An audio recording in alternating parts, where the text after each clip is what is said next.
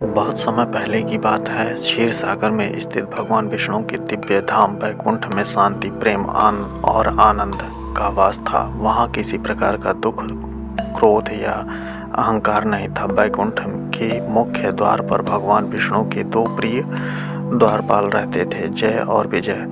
वे अत्यंत शक्तिशाली, सुंदर और भगवान के अनन्य भक्त थे।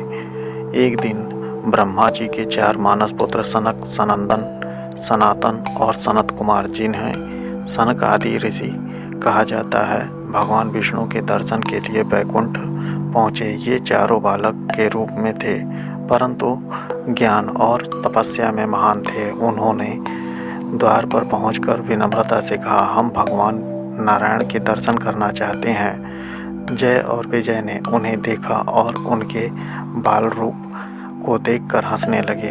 अहंकारवश उन्होंने कहा, यहाँ भगवान के धाम में छोटे बच्चों का क्या काम? अभी दर्शन नहीं हो सकते।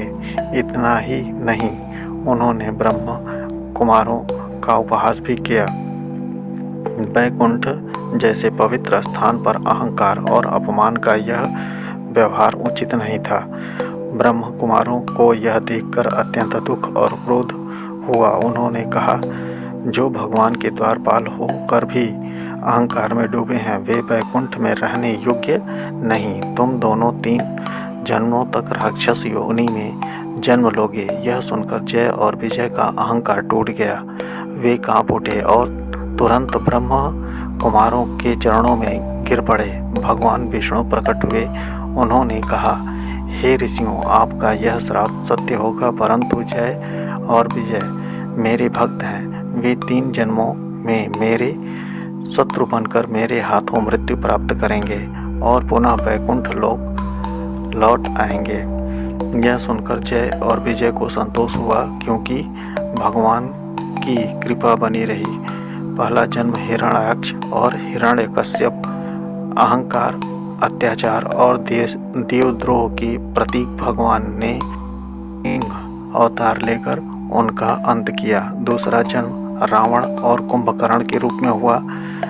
महान शक्तिशाली परंतु अहंकारी भगवान श्री राम के हाथों मोक्ष प्राप्त हुआ। तीसरा जन्म शिशुपाल और दंतवक्र के रूप में हुआ।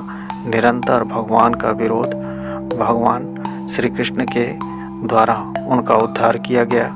तीनों जन्मों में भगवान के स्मरण मात्र, चाहे विरोध में ही क्यों न हो, से उनको अंततः मुक्ति प्राप्त हुई। कथा सिखाती है, अहंकार सबसे बड़ा शत्रु है। किसी को उसके रूप या उम्र से नहीं आंकना चाहिए।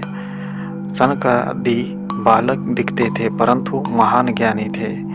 भगवान अपने भक्तों का कभी त्याग नहीं करते।